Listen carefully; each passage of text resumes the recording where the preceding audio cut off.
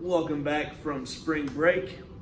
Over the break, as you can see, I went down to Hawaii and got my leg bit by a shark.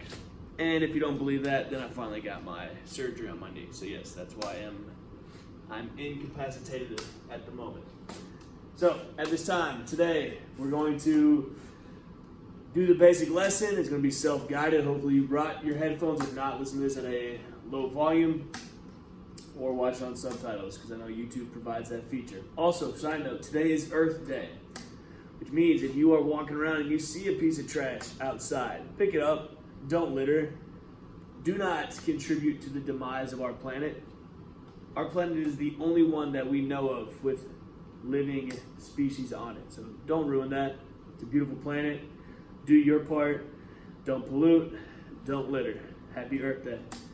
Okay, at this time, go ahead, try the warm-up on your own. You can go ahead and pause this if you haven't finished yet. If you already have finished, go ahead and let's go over it. The first one, we have a ratio of calories to fat. So I'm gonna set up a ticker. We got calories to fat. How many calories? Well, that's 10 calories for every 6 grams of fat. In the end, we're looking for 60 grams of fat. I got fat on bottom, so 6 times what is 60? That's times 10, so times 10 times 10. We should have gotten 100. Remember, it's not 100 over 60. The answer is just 100. So you should have got 8 for number 1.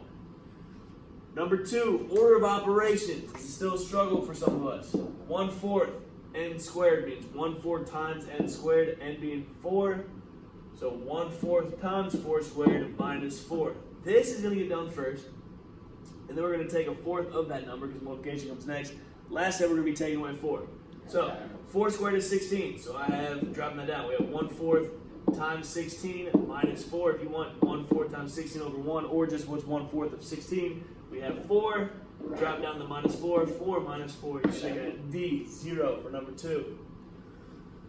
Number 3, a coordinate grid. Going back to like week 1 of 6th grade. 4, -3 is 4 to the right. -3, 3 down. That's in quadrant number 4. We're reflecting across the x, which means we literally have to cross the x-axis. We're going straight up here. In quadrant, we don't need to plot it. We're in quadrant 1. We know everything is positive, positive. So it's going to be the same number, same order, but it's going to be a +4 and a +3. Get a number if you got that one right. Don't miss it anymore. And we don't have the picture of the cube. So let's go back to it. It says each edge length is 0.5, aka a half. So we're counting by halves. This is 1/2, 2/2, 3/2, 4/2, 5/2, 6/2, 7/2, 8/2, 9/2, 10/2, aka 10/2 is 5.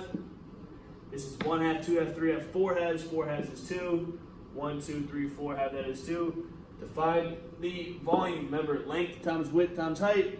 5 times 2 times 2. 5 times 2 is 10 times 2 is 20. So we have 20, and we don't know what the unit is, so 20 units. Remember, volume is always to the 3rd power. So 20 cubic units for number quattro. All right, moving on, daily dose. Number line stuff. Go ahead and pause the video here. Go ahead and try these 3 on your own. When you're unpaused it, we will go over it together. All right, hopefully you already paused it. I know some of you didn't because we have some lazy bone syndromes in here. But moving on. List the following least to greatest. We're looking for the smallest number. Remember, the smallest number on the negative side is going to be the furthest from 0. So the furthest to the left is going to be -8. So we have -8. Next smallest is going to be -7. Those are gone. Next is going to be -3, and then 0, and then the greatest number is 4 in this case. Which of the following is located between these two on a number line? So we have -9 right here. We got -4 right there. We're looking for a number that is between these. -3 would be outside. -4, that wouldn't work. -9.5 would be out here. That wouldn't work. -4.5 would be right there. That does work. And -6.5 would be somewhere in the middle. A and B both work.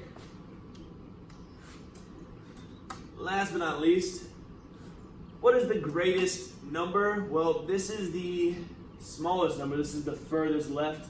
That's not going to work. The next furthest left is negative 41. That's not going to work.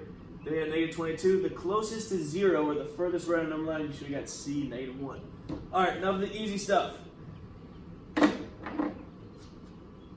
You should have already watched this video. If not, go back and watch it in that second box. It's the Brain Pop video of introducing mean, median, and mode. Today we're just doing mean, which means the average.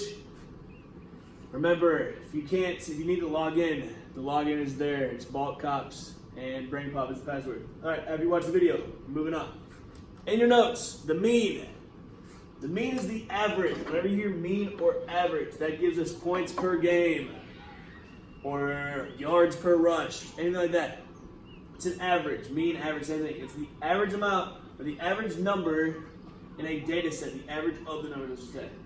Every data set has a mean. To calculate the mean, or to calculate the average, you have to add up all the numbers given to you, and then divide by how many numbers there are. So let's say Monday, Tuesday, Wednesday, Thursday, Friday. 5 days in a week, in a school week. And you took a test every day. You're trying to figure out what your average test score was. You would add up all 5 of those test scores and then divide by how many tests you took. So you add them all up and divide by 5. That's how you calculate the mean. So, calculating these, we have Mike and Shelly, and they're bowling. We're trying to figure out the average of each. So with Mike, I'm just looking at this top row right here. We have 143 for game 1, 163 game 2, 120 game 3, 150 game 4. That's 4 games. So in the end, we know we're going to divide by 4. Once you add these all up, you get 576 points. You got a total of 576 through 4 games. Now to find the average, you divide that by the number of games you played. So 576 divided by 4, you get 144. Looking at Shelly, we add up 105, 153, 143, 120. Hit enter, you get your total of 521. She played the same amount of games. She did 521 divided by 4, you get 130.25. Not sure about those 2 decimals. This would be 130 and 25 So if it says how much greater was Mike's mean than Shelly's, you just subtract the 2, you get 144 minus 130.25, we get 13.75. And let's say if Shelly would have scored at 140 in her 5th game, what would her average score change to? Well, we already know that through 4 games, she got a 521. And if it's through 5 games, you do 521 plus her next score of 140. So 521 plus 140. And since she played now 5 games, you would divide by 5. And that would give you a total of 132.2. Not too difficult. Remember, just add up all the values and divide by how many values there are. Okay. Go ahead and pause the screen here. Try these 3 on your own. This should only take a couple minutes. You should all have a calculator at your desk. Go ahead and pause it. Try it on your own.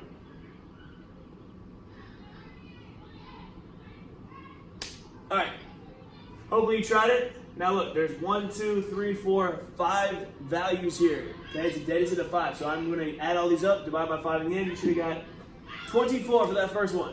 The next one, number 2, we have 1, 2, 3, 4 values here. Let me close this window because we don't know how to be quiet. They're in AKC. Don't blame me, that's the only time we can be loud during the day. Alright, for number 2, we do 171 plus 109 plus 128 plus 144. That's 4 values you add them up, divide by 4, you get 138. And the last one, nothing changes with decimals. Last year I had a student do 12 plus 0.25 plus 24 plus 0.56. He said there's 1, 2, 3, 4, 5, 6, 7, 8, 9, 10 total values in here. No.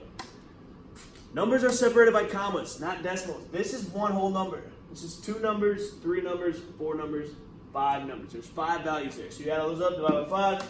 We get 20.006. Light work. Moving on. Okay. You can try these on your own if you want. Pause it or just follow along. We got 2 students play the same amount of games. Okay. We got Nico and Caleb. Say one's a point guard and one's a shooting guard. We're trying to figure out who averages more points per game. So what I would do first is find out how many games they play. Well, 1, 2, 3, 4, 5, 6, 7. Caleb also plays 1, 2, 3, 4, 5, 6, 7.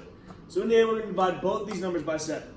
What number are we dividing? Well, we have to add up all the points that he scored. This is how they do points per game in the NBA.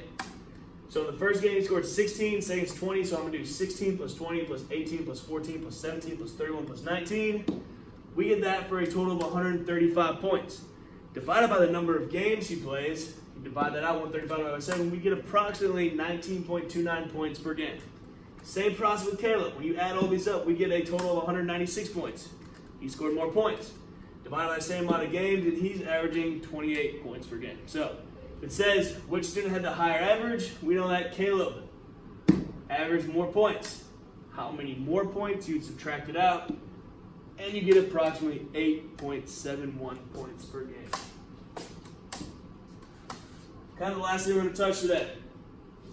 This is the stuff that confuses students the most with mean.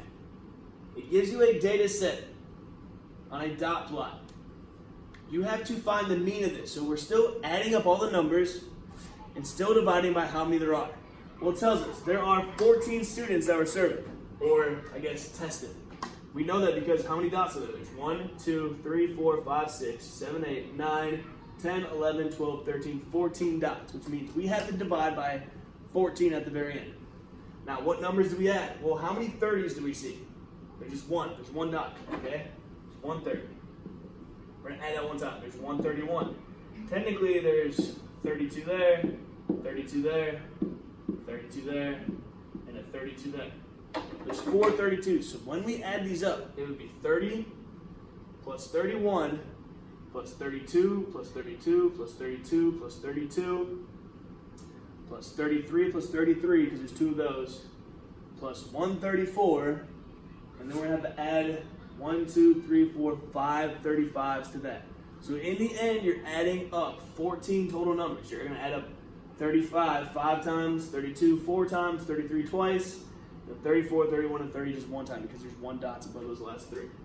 So what was the average number of push-ups they did? Well, for a total of 464 push-ups for the entire class, divided by the number of students, we got about 33 push-ups on average, or 33.14. We would say that's approximately 33 push-ups for the class on average. For this one, we're looking at heights by toddlers in Miss Cabrera's daycare. These heights are in centimeters. Look, there's no one that's 80 centimeters. There's no one that's 81 centimeters. You don't have to forget those numbers. However, there's 2 82s. There's 3 83s. Looks like there's 5 84s, 4 85s, and 1 86. So when you do this, it would be 82 plus 82 plus 83 plus 83 plus 83 plus 84 plus 84 plus 84 plus 84, 84, 85 plus 85 plus 85 plus 85 plus 86. You get that total. That total, because they don't have it on here, you get that number and you divide it by 1, 2, 3, 4, 5, 6, 7, 8, 9, 10, 11, 12, 13, 14, 15 kids in the classroom. So you get your total, you add up all those numbers and divide by the number of kids. You get your total, divide that by 15. Oh, there it was. The total was 1259 divided by 15. We get 83.93. So if we were to round that out to the nearest whole number, you'd say the average height in that classroom is approximately 84 centimeters tall. Now it wraps up this lesson. Remember, if you have any questions, please see me at my desk. This stuff isn't too difficult, so you got to walk away with being pretty comfortable with finding the mean or the average of a data set. Now, on the back of your warm-up, go ahead and write down how you would find the mean of a data set. Show it to me at my desk, then turn it in the bin. When you show it to me, I will give you today's Bitly. It's 15 questions. Knock it out. Once you are done with that, a lot of us didn't do the geometry unit test the week before spring break. So once you are done with the warm-up and exit ticket, today's Bitly, go ahead, I will give you your class code for the geometry test when everything else is done. Again, welcome back.